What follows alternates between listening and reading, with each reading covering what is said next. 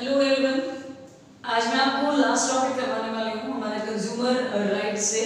हम एक overall revision करेंगे इस कंप्लीट चैप्टर का। कंज्यूमर राइट्स मेनली हमारे बोर्ड में नहीं आने वाला है, बट ये एमटीएससी में होगा और आपके जो पीरियोडिक टेस्ट है उसमें से इंक्लूड किया जाएगा। सो ये एक इम्पॉर्टेंट चैप्टर है और ये हमारी इकोनॉमिक जो प्रॉब्लम्स हैं उसका एक मेन इशू जो कंज्यूमर से रिलेट करता है उसके ऊपर डिपेंडेंट है। सो मेनली इस चैप्टर में हम डिस्कस करेंगे who is the consumer, consumer होता कौन है, उसका क्या रोल है और क्या रीजन है कि हम कंज्यूमर राइट्स को डिस्कस कर रहे हैं। सो इट मींस क्या वेज है जिसमें एक्सप्लॉइट किया जा रहा है और एक्सप्लॉइटेशन है, इसी रीजन से कंज्यूमर्स को सेव करने की, प्रोटेक्शन देने की रिक्वायरमेंट है। देन कंज्यूमर इंटरनेशनल, इसका मीनिंग क्या है कि इंटरनेशनल लेवल पे कैसी एक ऑर्गेनाइजेशन है जो ओवरऑल नेशंस को या वहां पे सभी कंज्यूमर्स को प्रोटेक्शन देने के लिए वर्क कर रहे हैं। उसके बाद हम देखते हैं राइट्स एंड प्रोटेक्शन वेज कि कौन कौन से राइट्स कंज्यूमर प्रोटेक्शन राइट के अगेंस्ट दे दिए गए हैं जिसके अकॉर्डिंग कंज्यूमर्स सेफ फील कर सकते हैं। Last is duties of consumer. अब आपको कुछ राइट्स दी जाएंगे तो साथ में ये चीजें भी हमें देखनी होगी कि हमारी कुछ ड्यूटीज भी हैं, तो हमें भी उन ड्यूटीज को पूरा करना है ताकि हम उस एक्सप्लॉइटेशन से मैक्सिमम लेवल तक खुद को सेव कर सकें। और उसके बाद हम देखेंगे कि सेव करने के लिए कौन कौन से फोरम्स बनाए गए हैं। इट मींस कंज्यूमर कोर्ट्स, जहां पे आप अगर कोई एक्सप्लॉइटेशन होता है इन केस प्रेजेंटली भी, जब से ये एक्ट बने उसके बाद, तो आप डायरेक्टली जाकर उन चीजों के अगेंस्ट कंप्लेंट्स फाइल कर सकते हो और कंप्लीट कंपनसेशन की डिमांड रख सकते हो। सो टॉपिक को स्टार्ट करते हैं कंज्यूमर के मीनिंग के साथ। Now who is a consumer? Consumer कौन है? Consumer is a person, consumer is a person who buys, जो क्या परचेज कर रहा है, गुड्स और सर्विसेज। मार्केट से वो कुछ भी परचेज करता है, buys and also uses goods and services from the market after making a payment.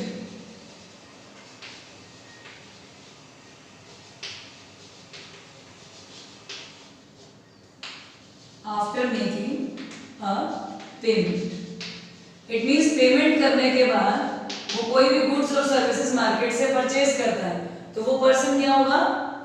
ही और शी इज अ कंज्यूमर, वो एक कंज्यूमर। सो कौन कौन से ऐसे वेज हैं कंज्यूमर्स को क्या ऐसे प्रॉब्लम्स या इश्यूज आते हैं जिसकी वजह से उनको एक्सप्लॉइट किया जाता है।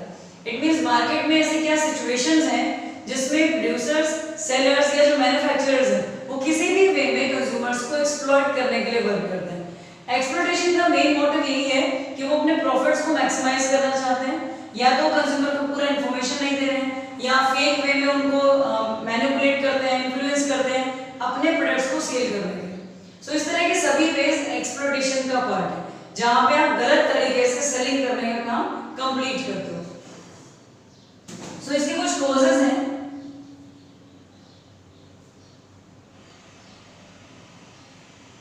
जिसकी वजह से सिचुएशन क्रिएट हुई कि प्रोटेक्शन एक्ट को बनाने की रिक्वायरमेंट है।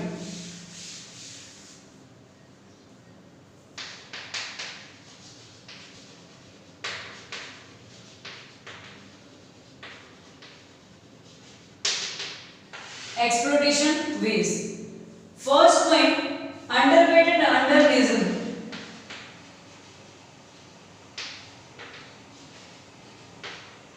It means जब भी कंज्यूमर कोई प्रोडक्ट मार्केट से परचेज करता है तो वो उसको अंडरवेट करके दिया जाता है।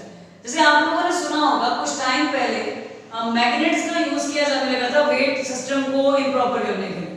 सो वो एक वे ही है एक्सप्लॉइटेशन का। आप पेमेंट कंप्लीट चीज का ले रहे हो और उसके बदले में आप जो चीजें प्रोवाइड कर रहे हो उनका वेट कम है। इट मींस कंज्यूमर यहाँ पे एक्सप्लॉइट हो रहा है। फॉर एग्जांपल अगर आपने 1 kg के लिए 20 रुपीज पे करने हैं तो वो जो 20 रुपीज आप दोगे उसके बदले में आपको क्या मिलना चाहिए? 1 kg आपको प्रोडक्ट या गुड मिलनी चाहिए जो आप परचेज करना चाहते हो। बट उसके जगह पे अगर आपको 800 ग्राम्स दिया जा रहा है और 200 ग्राम्स यहाँ पे आपको नहीं दिया है, बट आपसे पेमेंट कितने की ले ली गई? Complete 1 kg। तो इसे हम कहते हैं अंडरवेट सिस्टम। सो ये सिचुएशन किसको शो करती है? ये एक्सप्लॉइटेशन का वे है। Second thing, high prices.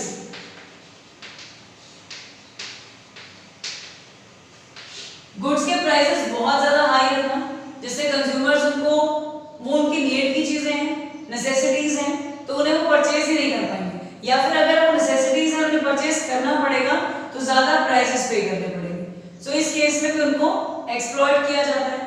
Third is सब स्टैंडर्ड क्वालिटी।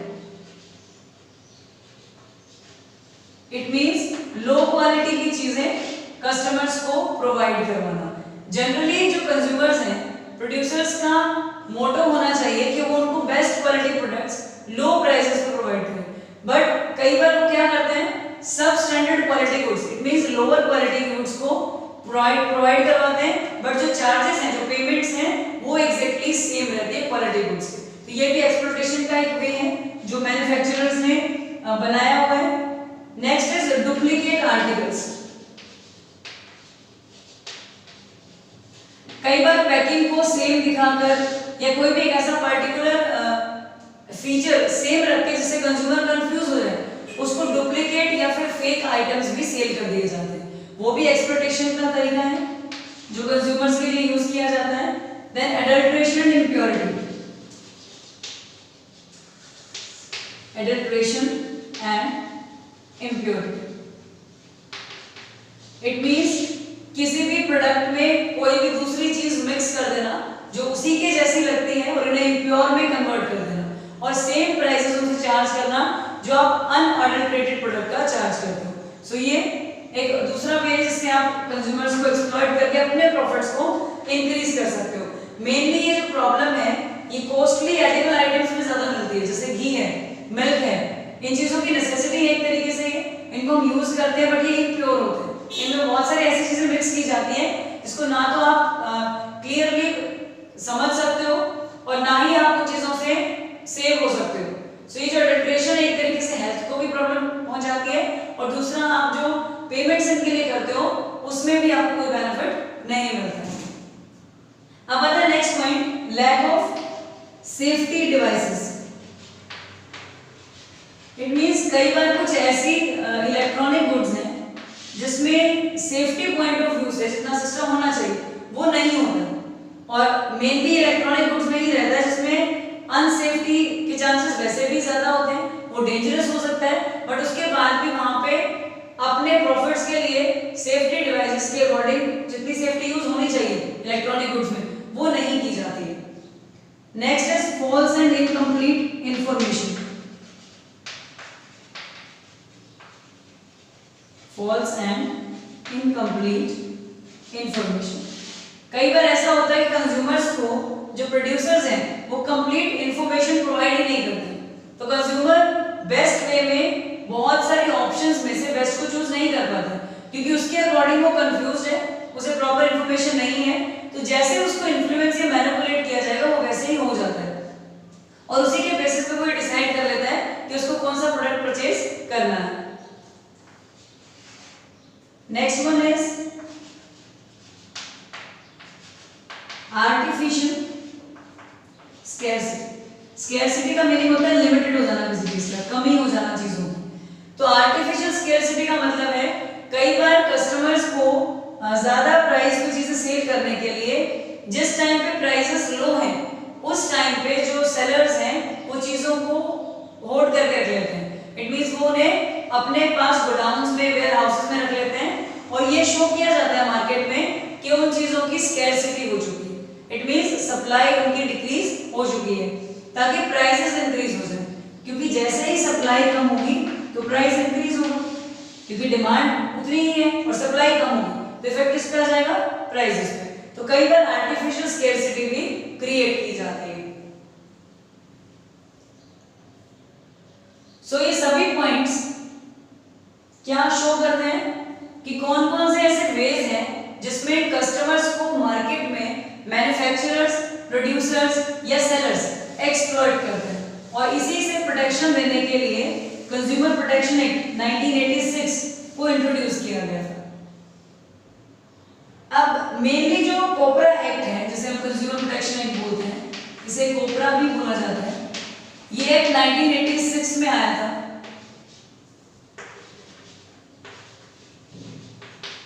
मेन मोटिव सिर्फ क्या है इसका, कंज्यूमर्स को प्रोटेक्शन देना against exploitation which is done by manufacturers, producers और sellers। मार्केट में जो भी एक्सप्लॉयटेशन उनके साथ हो रहा है उस सभी से उनको प्रोटेक्शन देने के लिए इस एक्ट को इंट्रोड्यूस किया गया, बनाया गया था 1986 में। अब इस एक्ट के अकॉर्डिंग क्या क्या इंश्योर किया गया कि कंज्यूमर्स को क्या बेनिफिट्स है, क्या राइट्स दे दिए जाएंगे। तो सबसे पहला पॉइंट इसमें आता है इंफॉर्मेशन। सबसे पहली रिक्वायरमेंट है, जब भी आप कुछ परचेज करोगे तो इस पर डिपेंड करेगा कि आपको उस चीज की इंफॉर्मेशन होनी चाहिए। देन सेफ्टी, इट मींस जो भी प्रोडक्ट्स आप यूज करते हो, इलेक्ट्रॉनिक है, नॉन इलेक्ट्रॉनिक है, जो भी आपने मार्केट से परचेज किया वो सेफ होना चाहिए। देन रिड्रेसल, अगर कोई प्रॉब्लम हो जाती है इन केस, तो आप अपनी प्रॉब्लम्स को या उस एक्सप्लॉयटेशन को कहीं पे एक्सप्लेन कर सकते हैं। इट मींस आपकी चीजों को ही सुने, तो उसके लिए रिड्रेसल बनाया जाए, सिस्टम क्रिएट किया जाए। देन रिप्रेजेंटेशन, कि आप किसी को डिफाइन कर सको कि इश्यूज कहां पे और रीजंस क्या हैं, तो रिप्रेजेंट करने का राइट हो। एंड कंज्यूमर एजुकेशन, कंज्यूमर्स को टाइमली एजुकेट किया जाए ताकि वो खुद को सेव कर सकें और वो अवेयर हो, उन्हें पता हो कि उनके राइट्स हैं क्या, तो वो अवेयरनेस भी क्रिएट की जाए। कई बार ऐसा होता है कंज्यूमर्स को ये पता ही नहीं है कि जब एक्सप्लॉइट किया जा रहा है तो वो उसके अगेंस्ट एक्शन भी ले सकते हैं, वो कंप्लेंट्स भी फाइल कर सकते हैं। तो उसके लिए क्या करना होगा, कंज्यूमर्स को एजुकेशन यानी कि अवेयरनेस क्रिएट करनी होगी। अब इसके बाद जो मेनली अवेयरनेस क्रिएट करने के लिए या डिस्प्यूट्स को सॉल्व करने के लिए यहाँ पे 3 टायर सिस्टम क्रिएट किया गया, इसे हम कहते हैं 3 टायर क्वासी जुडिशियल मशीनरी। मैं इसी पॉइंट में आपको ये पॉइंट के साथ बता रही हूँ, यही हमारी फॉर्म्स हैं। 3 टायर क्वासी जुडिशियल मशीनरी का मीनिंग है एक तरीके से जुडिशरी का पार्ट है, पर वर्क सिर्फ किसके लिए करती है, कंज्यूमर्स को एक्सप्लॉयटेशन से सेव करने के लिए। तो मेनली कंज्यूमर्स के लिए इसको फॉर्म किया गया है। इसमें 3 कोर्ट्स हैं इंडिया में प्रेजेंटली, जो डिस्ट्रिक्ट, स्टेट और नेशनल लेवल पे वर्किंग है। तीनों कोर्ट्स का काम है अपने अपने लेवल पे और लिमिट्स के अकॉर्डिंग कंज्यूमर्स को प्रोटेक्शन देना, और अगर एक्सप्लॉयटेशन हो चुका है तो अब उन्हें उन चीजों के कंपनसेशन के लिए डिमांड करना या उनकी हेल्प करना। अब रिक्वायरमेंट क्या आती है कंज्यूमर प्रोटेक्शन कोर्ट्स की, इस तरह की चीजों की। सबसे पहली चीज तो ये जो कोर्ट्स हैं ये सपोर्टिव होते हैं सभी कंज्यूमर्स को, बहुत जल्दी ये लोग रिस्पॉन्ड करते हैं और जो एक्सप्लॉयटेशन हुआ है उसके अगेंस्ट ये डिसीजंस फाइनलाइज करते हैं। तो ये जो कंज्यूमर कोर्ट्स हैं ये मेनली 3 पार्ट्स में वर्किंग है। इसमें फर्स्ट है आपका डिस्ट्रिक्ट लेवल पे, जिसमें अराउंड 20 लाख और up to 20 lakh you can say जो भी रिक्वायरमेंट्स आपकी इस लिमिट में आती हैं। इट मींस अगर 20 लाख तक का कोई केस है, कोई एक्सप्लॉयटेशन है इस लेवल तक का, तो आप उसे डिस्ट्रिक्ट फोरम में, कंज्यूमर कोर्ट में फाइल कर सकते हो। उसके बाद अगर आपको लगता है कि सेटिस्फैक्शन लेवल नहीं है, हमें डिसीजन करेक्ट नहीं लगा, तो आप डिस्ट्रिक्ट से स्टेट लेवल तक जा सकते हैं। सेकंड आता है स्टेट कोर्ट्स। स्टेट कोर्ट्स में 20 लाख से 1 करोड़ तक का टर्नओवर होता है, या फिर इस लेवल तक की प्रॉब्लम्स को यहाँ पे फाइल किया जाता है। थर्ड आपका आ जाता है नेशनल लेवल, जिसमें हम क्या आ जाएंगे 1 करोड़ अबव जितने भी केसेस हैं। सो ये डिविजन्स हैं 3 पार्ट्स में, ताकि जो वर्कलोड है उसको डिक्रीज किया जा सके और प्रॉब्लम्स को जल्दी सोल्व किया जा सके। तो डिस्ट्रिक्ट, स्टेट और नेशनल लेवल पे इनको डिवाइड कर दिया गया है। अगर कोई पर्सन डिस्ट्रिक्ट लेवल के डिसीजन से सेटिस्फाई नहीं है तो वो स्टेट लेवल पे आगे फाइल कर सकता है, स्टेट से भी सेटिस्फाई नहीं है तो वो नेशनल पे डाल सकता है। But finally national court, consumer court का जो डिसीजन होगा वो कस्टमर्स को फॉलो करना होगा, वो उनका फाइनल डिसीजन होगा। जनरली ये मनी के अकॉर्डिंग डिवाइड भी किए गए हैं, तो सबसे पहली चीज ये भी देखी जाती है, पर फिर भी अगर कस्टमर सेटिस्फाई नहीं है तो वो केसेस को आगे वाले लेवल पे चेंज कर सकता है, फाइल कर सकता है।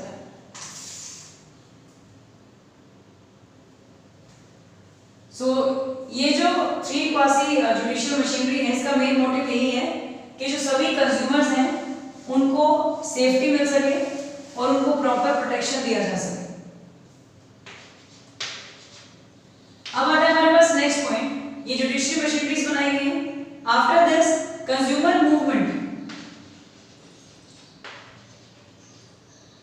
कंज्यूमर मूवमेंट्स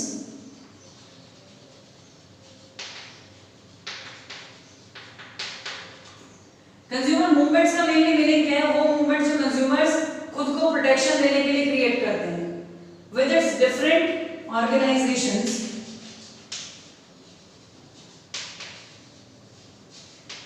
जितनी भी ऐसी ऑर्गेनाइजेशन है जो कंज्यूमर के लिए ही काम कर रहे हैं या सेटअप की गई हैं, दे helps in exerting pressure on business firms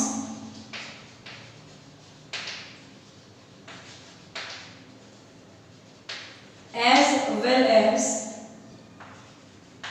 on government। Consumer को प्रोटेक्शन दिलाने के लिए, उनके इंटरेस्ट को सेव करने के लिए ये करेक्ट एक्शंस लेते हैं, और बिजनेस फर्म्स जो एक्सप्लॉयटेशन क्रिएट कर रहे हैं या इवन गवर्नमेंट जो डिसीजन नहीं ले रहे हैं या उनको लेकर सीरियस नहीं है, उन सभी पे एक तरीके से प्रेशर क्रिएट कर सकते हैं कि वो कैसे कंज्यूमर्स को सेव करने के लिए वर्क करें। सो मेनली इन ऑर्गेनाइजेशन का यही काम होता है कि कंज्यूमर मूवमेंट्स क्रिएट करना, ताकि जितने भी कंज्यूमर्स एक्सप्लॉइट हो रहे हैं मार्केट में किसी भी वे में, उन सभी को प्रोटेक्शन दिलाया जा सके। इसके अलावा इसमें एक और पॉइंट है, right to information.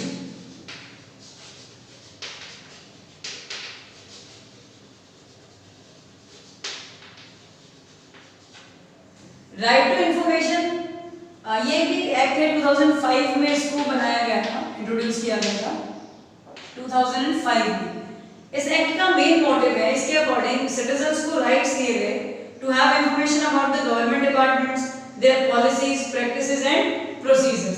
so mainly जो गवर्नमेंट वर्क करती है, गवर्नमेंट की जो वर्किंग है उसकी इंफॉर्मेशंस प्रोवाइड करने का वर्क करता है, और ये एक राइट है जो हर एक कंज्यूमर को है, बिकॉज गवर्नमेंट, हमारी गवर्नमेंट डेमोक्रेटिक है, हमने उसे चूज किया है, तो उनके पॉलिसीज, प्रोसीजर्स, स्ट्रेटजीज, उनकी प्लानिंग्स के बारे में जानने का पूरा राइट हमें है। तो इसीलिए राइट टू इंफॉर्मेशन एक्ट के अकॉर्डिंग भी लोगों को सभी चीजों के राइट्स प्रोवाइड कर दिए गए। अब आता है हमारे पास नेक्स्ट पॉइंट। अब गवर्नमेंट ने हमारी बहुत हेल्प की, कंज्यूमर प्रोटेक्शन एक्ट बना दिया गया, बेनिफिट्स प्रोवाइड किए गए। अब इसके बाद हमारी ड्यूटीज क्या हैं? क्या ये पॉसिबल है कि सिर्फ गवर्नमेंट के वर्क करने से या चीजों को प्रिपेयर करके छोड़ देने से काम कंप्लीट हो जाएगा? नहीं। तो यहाँ पे मेन रोल किसका आ जाएगा? कंज्यूमर्स का। कंज्यूमर्स की भी कुछ ड्यूटीज हैं जिसकी हेल्प से वो खुद को मैक्सिमम एक्सप्लॉयटेशन से पहले ही प्रोटेक्शन दे सकते हैं, मींस सेव कर सकते हैं। जैसे हम कहते हैं ना, protection is better than cure. So कुछ भी हो जाए उससे पहले अगर आप इंफॉर्मेशन रखते हो तो उन चीजों से आप खुद को सेव कर सकते हो। तो सबसे पहली ड्यूटी किसी भी कंज्यूमर की जो कोई भी प्रोडक्ट या सर्विस परचेज करने जा रहा है, उसकी ड्यूटी क्या है? वो क्वालिटी चेक करे। So consumer must check, a consumer must check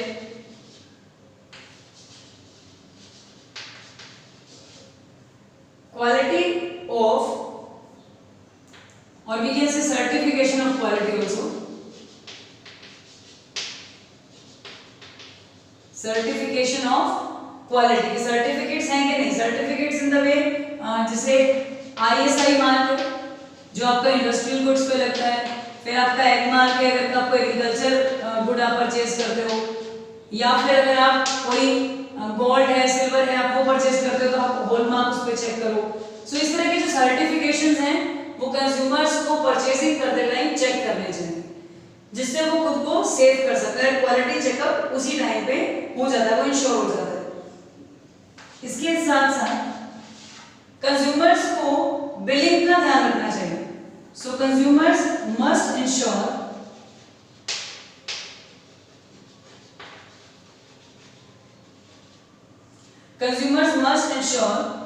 that they receive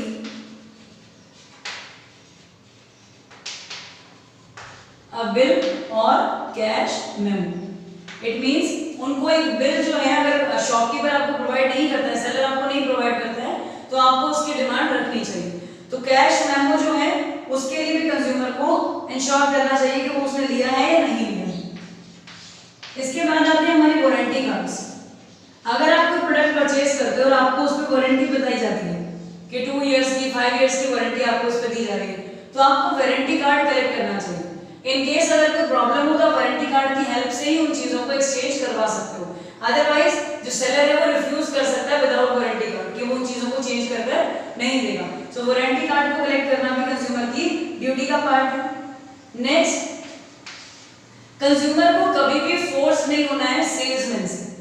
it means उसको अपनी मर्जी से चीजें परचेज करनी है, उसको कोई प्रेशराइज नहीं कर सकता है।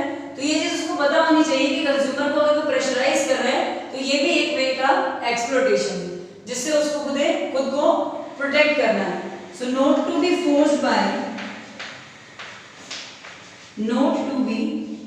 Forced by salesman. कभी भी उसको फोर्स नहीं होना है किसी भी सेल्समैन से। Next is inform the authorities. अगर फिर भी ये लगता है कि कोई एक्सप्लॉइट आपको कर रहा है तो you have to inform the authorities ताकि वो इस पे एक्शंस ले सके टाइमली। क्योंकि अगर हम इन्फॉर्म नहीं करेंगे तो अथॉरिटीज को उन चीजों के बारे में नॉलेज नहीं होगी, और अगर टाइमली एक्शंस नहीं होंगे तो एक्सप्लॉइटेशन जो है ये इंक्रीज होता रहेगा, इसे हम एक लेवल पे रोक नहीं पाएंगे।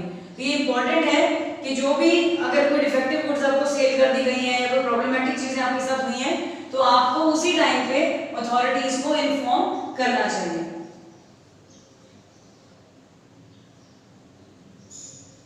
अब आता है हमारे पास next point, consumer international.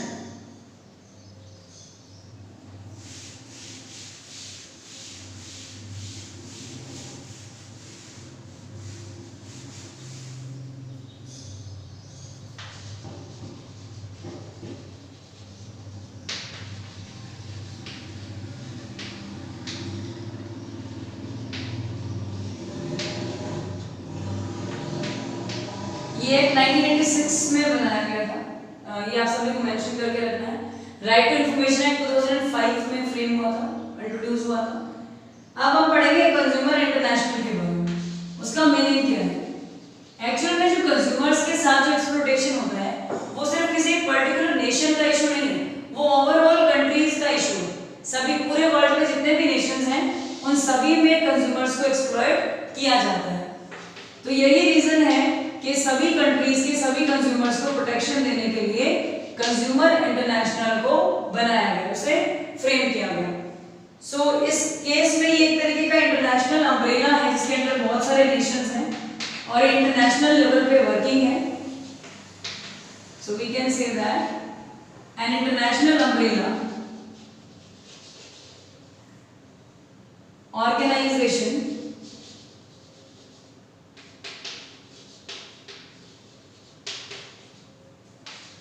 to over 240 members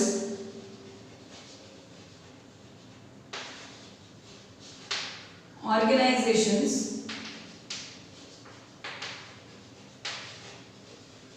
from 220 countries.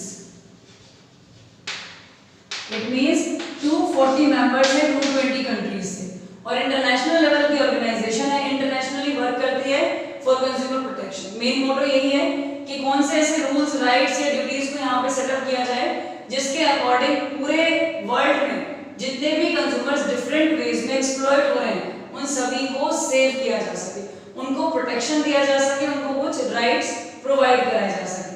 और मेनली इसका वर्क ये भी होता है कि टाइम टू टाइम ये कंज्यूमर्स को अवेयर करने के लिए भी वर्क करती है, ताकि उन्हें ये चीजें पता हो कि खुद को कैसे प्रोटेक्ट किया जा सकता है, कौन से राइट्स हैं जो उनको दे दिए गए हैं जिनका वो यूज कर सकते हैं।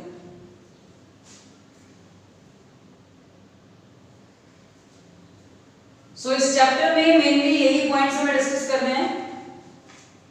हाँ, एक चीज हमें और ध्यान रखनी है, इस एक्ट को कोपरा भी बोलते हैं, और मोटिव्स आई थिंक क्लियर हो गए होंगे। सो आज का टॉपिक हम ओवरऑल रिवीजन कर लेते हैं इसका। First one is who is a consumer? Consumer is a person who buys and uses a good or service from the market after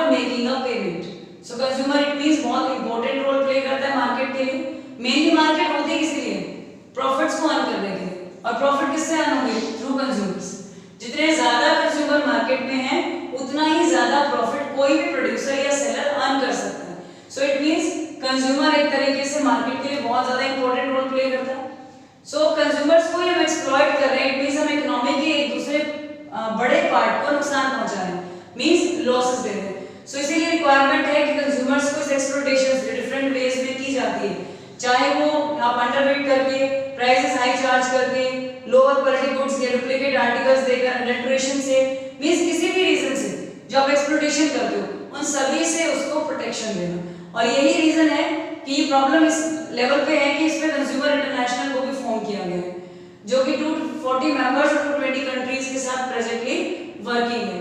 consumers को अवेयर करने का, उनको प्रोटेक्शन देने का वर्क करती है और उन पे स्ट्रिक्ट एक्शंस भी लेती है। इसके बाद है राइट्स, जो कंज्यूमर्स को प्रोवाइड करवाए गए हैं कि वो खुद को कैसे प्रोटेक्ट कर सकते हैं। फिर आती है उनकी ड्यूटीज कि उनको कैसे हेल्प करना है ऑर्गेनाइजेशंस को। कुछ चीजें ऐसी होती है जो अगर आप अपने लेवल पे हैंडल करते हो सो आप खुद को पहले ही प्रोटेक्शन दे सकते हो, तो आप एक्सप्लॉइटेशन से खुद को सेव कर सकते हो। सो अवेयर रहना, इन्फॉर्म्ड रहना, अपने राइट्स का यूज करना, ये सब चीजें हमें इसके अंदर प्रोवाइड करवाई गई। और लास्ट आता है कंज्यूमर कोर्ट्स या फोरम्स। 3 लेवल्स पे इनको बनाया गया है। स्टार्टिंग जब इनकी हुई थी कंज्यूमर कोर्ट्स तो बहुत ज्यादा नंबर अगर हम इनका देखें तो ये बहुत ज्यादा है, बट प्रॉपर्ली वर्किंग नहीं है यहाँ पे। सो इसीलिए प्रेजेंटली कुछ चेंजेस इसमें लाए गए हैं जिसके अकॉर्डिंग अभी जो कंज्यूमर फोरम्स हैं वो आपको रिस्पॉन्ड जल्दी करती हैं, डिसीजेस बहुत जल्दी फाइनलाइज कर लेती हैं, चार्जेस बहुत डिक्रीज हो गए हैं और आपकी प्रॉब्लम्स को बहुत जल्दी सुना जाता है। तो इसीलिए जो कंज्यूमर कोर्ट्स है उनको टाइम के साथ साथ इंप्रूव किया जा रहा है, बिकॉज अगर ऐसा नहीं होगा तो कंज्यूमर्स यहाँ पे भी अपनी कंप्लेंट्स को फाइल नहीं करेंगे, बिकॉज जब डिसीजंस ही नहीं है तो कोई भी कंप्लेंट्स फाइल नहीं करना चाहेगा। सो बेसिकली ये जो टॉपिक है, चैप्टर है, ये कंज्यूमर्स के प्रोटेक्शन के लिए ही है और इसको लाने का मेन मोटो यही था कि जो डिफरेंट वेज का एक्सप्लॉइटेशन हो रहा था उसे